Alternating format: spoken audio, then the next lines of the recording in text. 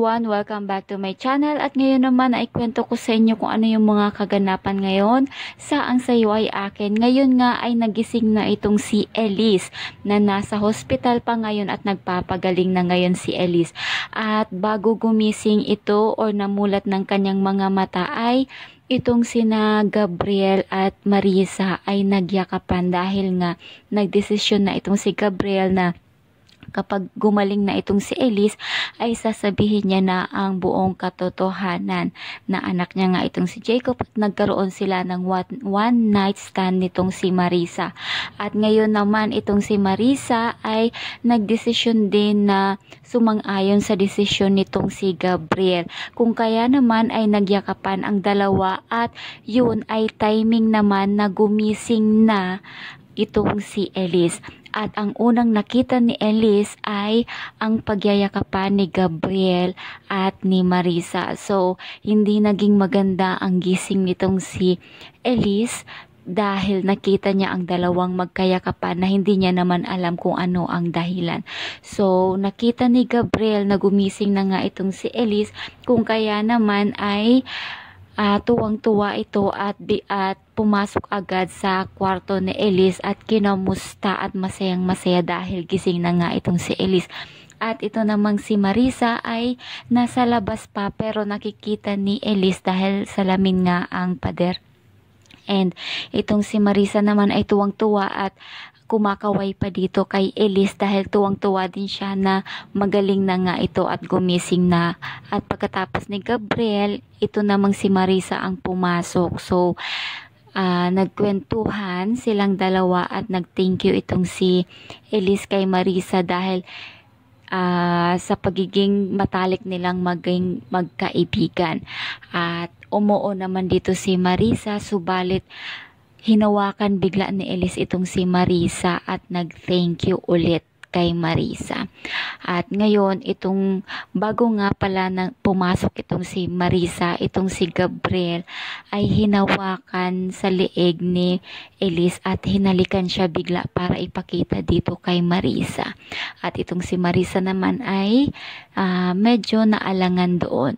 At ngayong gising na nga itong si Elise ay maganda na ang pakiramdam nitong si Gabriel. Subalit before na nangyari na magising itong si Elise ay maraming munang pangyayari dahil itong si Oscar ay kinausap nga ni Madam at pati itong si Marisa at umamin naman itong si Marisa na itong si Oscar ay nakikialam sa kanyang mga plano at pinangunahan ito sa kanyang mga plano.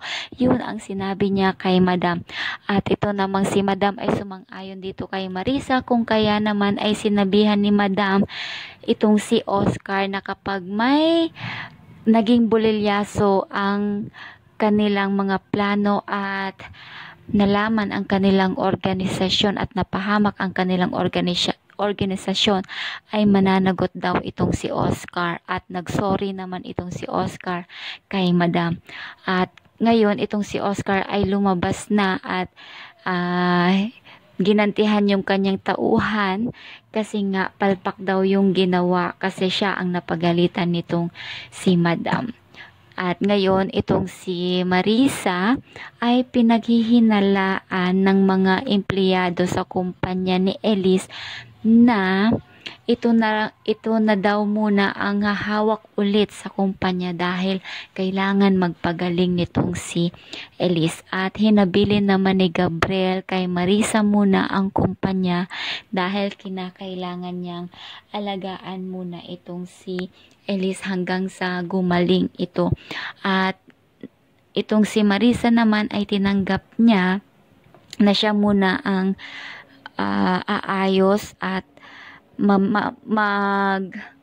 mamamahala sa kumpanya ni Elise dahil ito nga ay nasa critical pang kalagayan itong si Elise. At ngayon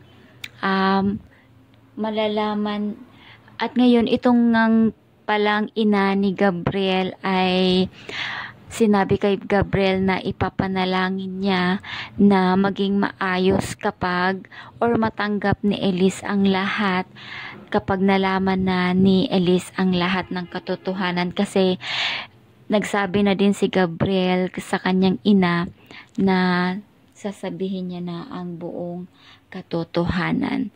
At pinapalakas naman ng ina ni Gabriel ang kanyang loob sa pag-aamin niya ng katotohanan dito kay Elise. At ngayon, ito ang pakasusubaybayan natin dito, kung masasabi na nga ba talaga ni Gabriel ang buong katotohanan dito kay Elise. At kapag nalaman ni Elise, ano kaya ang mararamdaman niya, kasi matagal na din naman siyang may hinala talaga na may relasyon sila nito ni Marisa at anak ni Gabriel itong si Jacob. At ngayon, dahil nga tinanong ni Marisa na kung paano daw kung hindi matanggap ni Elise. So, sabi ni Gabriel ay pipilitin niyang matanggap ito ni Elise. So, ayan, paano kaya ang gagawin ni Marisa kapag nalaman na ni Elise? So, ayan guys, madaming sorpresa pa dito sa Ang Sayo Ay Akin. Subaybayan natin, and thank you so much for listening to my story. And see you next episode. Bye!